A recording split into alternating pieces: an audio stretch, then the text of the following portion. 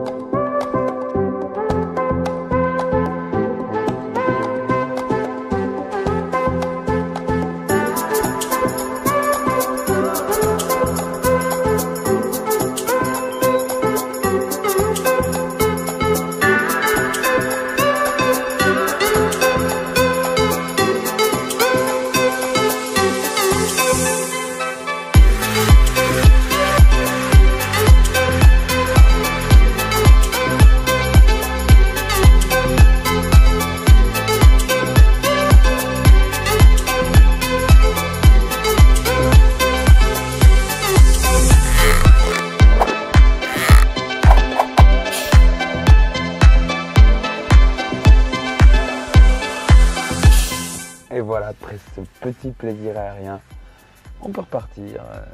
Vers où, je ne sais pas, mais c'est parti.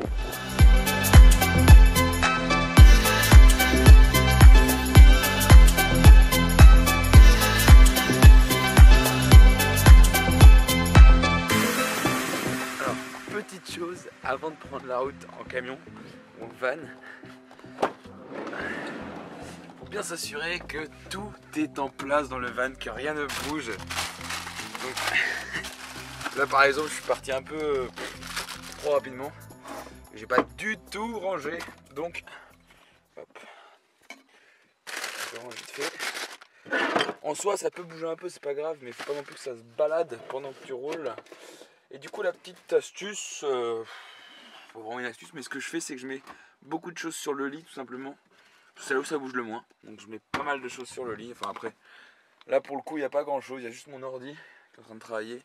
Mais souvent je mets mon drone déjà prêt à partir. Quand je roule pas mal, je mets mon drone sur le lit, prêt à partir comme ça. Hop, dès que je vois un endroit sympa, tac, je m'arrête et il peut décoller très rapidement. Allez, c'est bon, le lanterneau est fermé, c'est bon, allez on y va.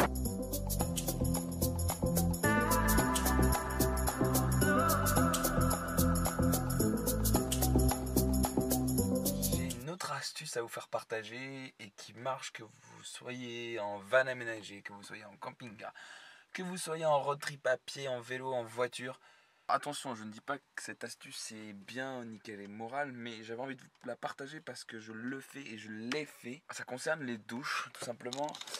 Pour se doucher, ce que j'ai beaucoup fait, et ce que je fais toujours d'ailleurs depuis que je vis en van, c'est tout simplement que je vais me doucher dans les gymnases et dans les campus universitaires, parce que souvent c'est des douches qui sont accessibles, qui sont ouvertes. Donc je l'ai fait dans plusieurs pays et ça n'a jamais posé de soucis. Souvent même je demande au gardien de la salle, quand c'est un gymnase, excusez-moi, est-ce que je peux venir me doucher? Et c'est rare les fois où on m'a dit non. Donc voilà, c'est une astuce que j'avais envie de vous partager parce que je l'utilise. Encore une fois, je me décharge de responsabilité, je ne dis pas qu'il faut le faire. Je dis juste que je le fais personnellement et que ça marche vraiment, vraiment bien. Et voilà, tout beau, tout propre, enfin, surtout tout propre. Juste un truc que je tenais à rajouter par rapport à ce que je viens de dire. J'ai trouvé un autre moyen de prendre des douches de façon gratuite et totalement légale. Decathlon a ce qu'on appelle des décathlons village, où il y a toutes sortes de terrains de foot, terrains de volley, voilà, activités en tout genre, pétanque, enfin voilà, souvent il y a des cités, des trucs comme ça. Et à Béton, par exemple, à Rennes, là, ils viennent d'ouvrir donc des vestiaires accessibles à tout le monde. En fait, tous les gens qui utilisent leurs installations peuvent utiliser aussi les vestiaires qui vont avec. C'est absolument gratuit, absolument libre d'accès. J'ai trouvé un thème. J'ai trouvé un thème pour cette vidéo. J'avais envie de vous parler. Pourquoi partager la van life est important à mes yeux. Pourquoi partager la van life est important à mes yeux. Moi j'ai cette idée de vivre en camion, d'aménager mon camion, puis de vivre en camion depuis environ 2 ans et demi maintenant. Et en fait j'ai eu cette idée en regardant des vidéos sur YouTube, en regardant comment les gens aménageaient leur camion, comment c'était de vivre, en ayant des témoignages, des expériences, des gens qui racontaient leur vie un peu sur YouTube certes. Au moment de le faire, au moment de sauter le pas, j'étais très content et je me suis dit mais en fait ce serait très égoïste de ma part de ne pas partager à mon tour ce que c'est que la vie en camion, ce que c'est que l'aménagement d'un camion. Entre guillemets, ça a l'air très beau, ça a l'air très rose, il y a forcément des côtés négatifs, des côtés positifs.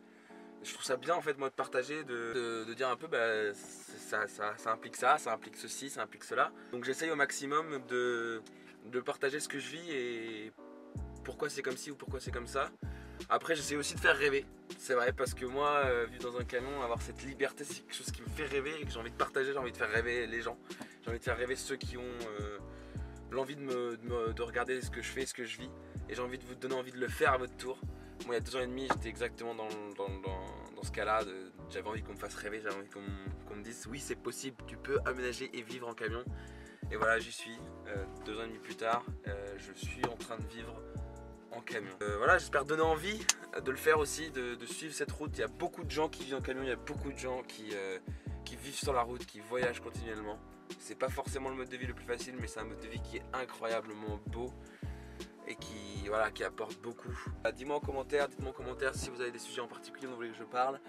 Likez cette vidéo si c'est le cas, si vous l'avez aimé. Abonnez-vous si ce n'est pas déjà fait.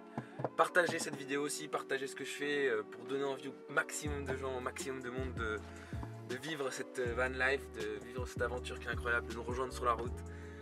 Et puis voilà, je vous dis à la semaine prochaine et puis surtout, que les vaya bien.